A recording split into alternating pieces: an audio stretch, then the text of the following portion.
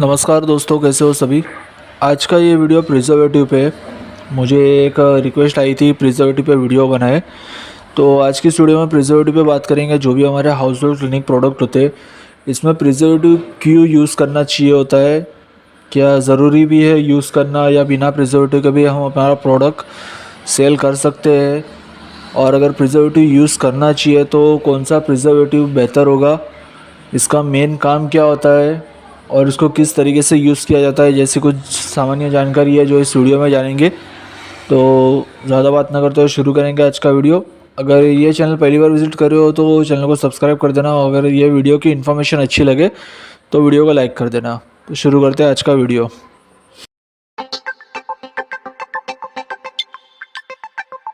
तो बात करते हैं सबसे पहले प्रिजर्वेटिव यूज़ क्यों होता है।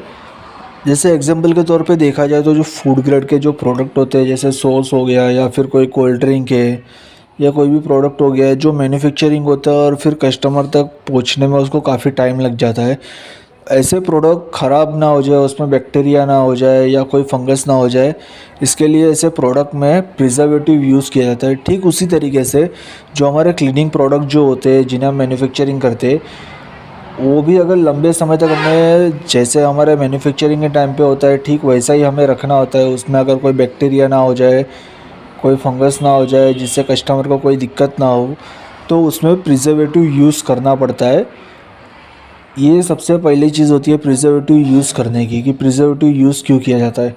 अब प्रिजर्वेटिव बहुत सारे तरीके के होते हैं और उसको अलग अलग तरीके से यूज़ किया जाता है।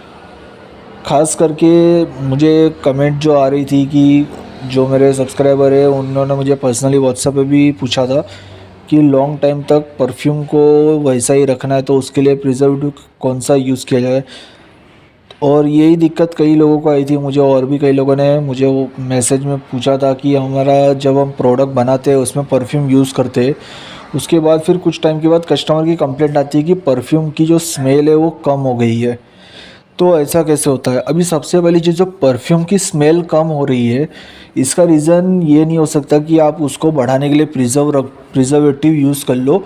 उसके लिए आप चाहो तो परफ्यूम चेंज कर सकते हो, कोई अच्छे ग्रेड वाला परफ्यूम यूज़ करो या फिर कोई स्ट्रॉन्ग परफ्यूम यूज़ करो, और परफ्यूम खास करके वाटर बेस यूज़ करो, वो ज़्यादा बेहतर होगा। ज़्यादा करके लोग ऑयल बेस परफ्यूम यूज़ करते, जिससे उन्हें ये दिक्कत आ सकती है। इसलिए परफ्यूम को लंबे समय तक बरकरार रखने के लिए प्रिजर्वेटिव यूज़ करना पड़े ऐसा ज़रूरी नहीं होता है। ये डिपेंड करता है कि आपके परफ्यूम को लंबे समय तक बरकरार रखना है तो उसमें प्रिजर्वेटिव की ज़रूरत पड़ेगी या नहीं पड़ेगी, ये उस परफ्यूम की क्वालिटी पर डिपेंड करता है।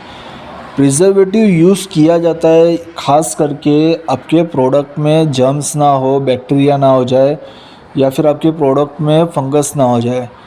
आपके प्रोडक्ट की जो क्वालिटी है वो वैसी की वैसी रहे, इसके लिए प्रिजर्वेटिव यूज़ किया जाता है।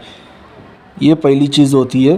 परफ्यूम की जिन लोगों को दिक्कत आ रही है वो चाहो तो एक बार परफ्यूम का सप्लायर चेंज कर लो, या फिर परफ्यूम की क्वालिटी ही चेंज कर लो। आप जो भी क्वालिटी का ले रहे हो उससे बेटर क्वालिटी सर्च करो, और हो सके तो वाटर बेस्ड परफ्यूम यूज़ करो। अब दूसरी चीज़ बात करते हैं प्रिजर्वेटिव कौन सा यूज़ करना चाहिए। कॉमनली प्रिजर्वेटिव जो यूज़ होता है ट्राई इथेनॉलोएमाइड बोलते हैं उसको। ट्राई इथेनॉलोएमाइड काफ़ी, उसके भी बहुत सारे फीचर्स है, और वाटर सॉफ्टनिंग का काम करता है। साथ ही जो ऑयल होता है, ऑयल को पानी में घोलने में भी मदद करता है। जो ऑयल पानी में आसानी से घुलता नहीं है, फिर चाहे ऑयल किसी परफ्यूम का हो या फिर कोई प्रोडक्ट का ऑयल हो, कोई केमिकल हो ऑयल वाला जो पानी में ना घुले, उसको पानी में घुलनशील बनाने का काम करता है। साथ ही ये प्रिजर्वेटिव के तौर पे भी यूज़ किया जाता है। लेकिन ये ज़रूरी नहीं होता कि हर टाइम पे ट्राई इथेनॉलोएमाइड यूज़ किया जाए प्रिजर्वेटिव के लिए। प्रिजर्वेटिव को यूज़ करने के लिए ये डिपेंड करता है आपको कौन सा प्रिजर्वेटिव यूज़ करना है, आपके प्रोडक्ट पे डिपेंड करता है। अगर आप जो प्रोडक्ट मैन्युफैक्चरिंग कर रहे हो उसमें अगर आपको वाटर सॉफ्टनिंग की ज़रूरत है तो आपको chelating agent as a preservative use करना पड़ेगा।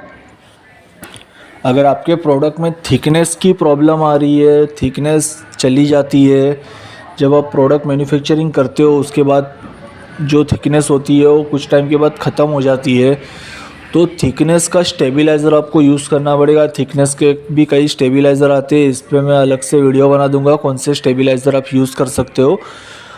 या फिर अगर आप कोई एक्सटर्नल थिकनर यूज़ करते हो आपके प्रोडक्ट को गाढ़ा करने के लिए, गाढ़ा रखने के लिए, और कुछ टाइम के बाद वो फिर से पतला हो जाता है, तो यहाँ पे ज़रूरत पड़ती है थिकनर स्टेबलाइज़र की। यहाँ पे प्रिजर्वेटिव की ज़रूरत नहीं पड़ती है। प्रिजर्वेटिव की ज़रूरत केवल आपको तभी पड़ेगी जब आपको आपके प्रोडक्ट की जो लाइफ होती है उसको बढ़ानी हो। बेसिकली कोई भी जो हमारा प्रोडक्ट होता है क्लीनिंग प्रोडक्ट, इसकी सामान्य 3 महीने तक की लाइफ लाइन होती ही है। 3 महीने तक इसमें कोई दिक्कत नहीं आती है। लेकिन अगर आपको आपके प्रोडक्ट की लाइफ लाइन को बढ़ाना है, आपका मैन्युफैक्चरिंग काफ़ी बड़ा हो या फिर आप बड़ा करना चाहते हो, और आपको अगर ऐसा लगता है कि आपका प्रोडक्ट कस्टमर तक 6 महीने या 1 साल तक रहे तो भी कोई दिक्कत ना आए, तब ज़रूरत पड़ती है आपको प्रिजर्वेटिव यूज़ करने की। अब यहाँ पे मैं प्रिजर्वेटिव के नाम बता रहा हूँ, इसमें से आप जो भी प्रिजर्वेटिव यूज़ करना चाहो कर सकते हो। इसकी कोई भी मात्रा फ़िक्स नहीं होती है। ये डिपेंड करता है कि आपको आपका प्रोडक्ट किस तरीके से मैन्युफैक्चरिंग हुआ है और उसी के साथ उसकी लाइफ लाइन कितनी रखनी है।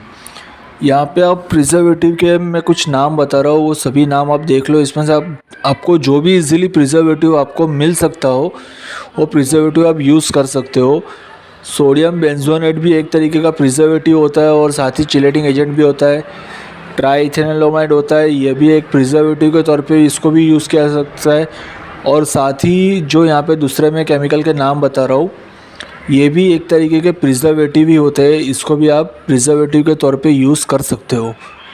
अब इसमें से जो भी आपको इजीली मिलता है आप वो प्रिजर्वेटिव यूज़ करो। प्रिजर्वेटिव का मेन काम होता है आपके प्रोडक्ट में बैक्टीरिया हो तो अगर बैक्टीरिया हो सकते हो तो उससे आपके प्रोडक्ट की रक्षा करना, और फंगस हो रहा हो तो उससे आपकी प्रोडक्ट की रक्षा करना, जिससे आपके प्रोडक्ट की जो लाइफ लाइन होती है वो काफ़ी ज़्यादा बढ़ जाती है। यही मेन इसका काम होता है। कई लोग प्रिजर्वेटिव के नाम पे प्रोडक्ट में ट्राइथेनोलोमाइड यूज़ कर लेते हैं। वो सोचते हैं परफ्यूम बढ़ जाएगा, परफ्यूम की लाइफ लाइन बढ़ जाएगी, या फिर थिकनेस की लाइफ लाइन बढ़ जाएगी, या फिर जो आपके प्रोडक्ट की क्वालिटी है उसकी लाइफ लाइन बढ़ जाएगी। ऐसा नहीं होता है। प्रिजर्वेटिव का मेन काम यही होता है जो मैंने बताया। बाकी थिकनेस के लिए थिकनर स्टेबलाइज़र यूज़ करना पड़ता है, और अगर परफ्यूम का इश्यू आ रहा है तो फिर आप परफ्यूम चेंज करके देख लो, और ख़ास करके वाटर बेस्ड परफ्यूम यूज़ करो, ज़्यादा बेहतर होगा। ऑयल बेस्ड परफ्यूम यूज़ करोगे क्योंकि ऑयल बेस्ड परफ्यूम को अल्फॉक्स के साथ मिक्स किया जाता है, उसके बाद फिर उसको यूज़ किया जाता है। और कभी कभार ऐसा भी होता है कि अल्फॉक्स के साथ ऑयल बेस्ड परफ्यूम को मिक्स करने पे वो कम्प्लीटली वाटर बेस्ड नहीं बनता है, जिससे भी आपका प्रोडक्ट पतला हो सकता है। तो अगर परफ्यूम की इश्यू आ रही है तो आप परफ्यूम को चेंज करने की कोशिश करो और वाटर बेस्ड परफ्यूम लो। हाँ, कुछ शब्द 2-3 बार ज़्यादा दोहरा रहा हूँ क्योंकि ये शब्दों पे ध्यान देने जैसा है।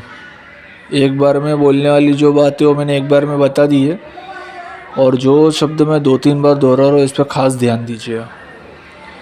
और बाकी मैं फिर एक वीडियो लाऊंगा जिसमें मैं थिकनर स्टेबलाइज़र जो होते वो कौन से होते हैं और उसको किस तरीके से यूज़ किया जाता है, इसके ऊपर भी मैं डिस्कशन करूँगा।